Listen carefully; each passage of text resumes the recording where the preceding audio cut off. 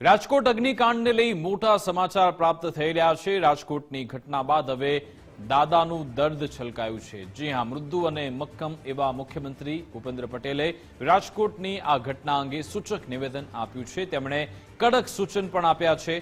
દુર્ઘટના માટે કોઈ પણ જવાબદાર હોય કોઈને પણ નહીં છોડાય।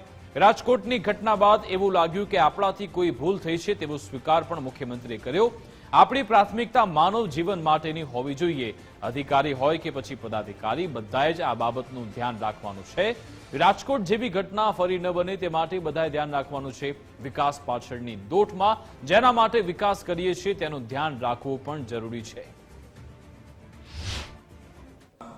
અને રાજકોટની વિના બન્યા પછી આપણને એમ થાય કે ભાઈ આટલું બધું કામ કરીએ છીએ છતાંય ક્યાંક ને ક્યાંક આપણી ભૂલ થાય છે। કેવી રીતે થાય છે કે ભાઈ આજે સૌથી પહેલી પ્રાયોરિટી એ આપણી માણસના જીવ માટેની હોવી જોઈએ। એમાં કોઈ જાતનું સમાધાન કોઈ પક્ષે, અધિકારી હોય કે પદાધિકારી હોય, બેમાંથી કોઈ પક્ષે સમાધાન ન થવું જોઈએ, તો જ આનાથી નીકળાશે। અમે ગેમ ઝોન માટેની એસઓપી મેં કીધું બનાવી તો દીધી છે એમણે, અને પબ્લિક ડોમેનમાં પણ મૂકી છે કે આપણે પબ્લિકમાંથી પણ પૂછી લઈએ કે ભાઈ એમને પણ કંઈક અજવાની અંદર ઉમેરવા જેવું લાગતું હોય તો આપણે ઉમેરી, જેથી કરીને આવી કોઈ ઘટના ફરી ન બને।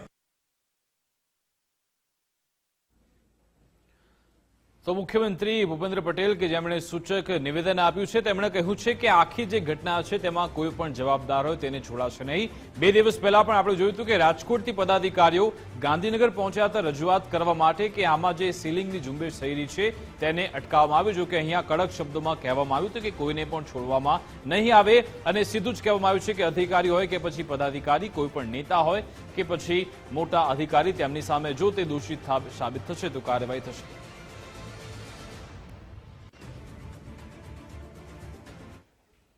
કામ ન કરતી નગરપાલિકાઓને પણ મુખ્યમંત્રીએ ટકોર કરી છે। કેટલીક નગરપાલિકાઓ પૈસા આપ્યા છતાં પણ કામ નથી કરતી તેવું મુખ્યમંત્રીએ કહ્યું।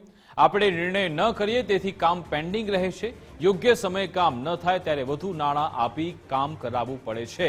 ટેન્ડર પ્રક્રિયામાં પણ મોડું ન થવું જોઈએ તેવી વાત પણ આજે મુખ્યમંત્રીએ કરી હતી।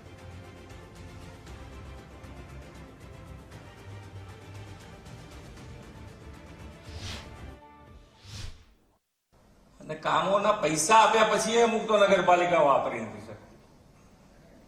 એ લોકોએ તો ખાસ વિચાર કરવો જોઈએ કે પૈસા આપ્યા પછી નગરપાલિકા વાપરી ના શકે તો કેવી રીતે ચાલશે।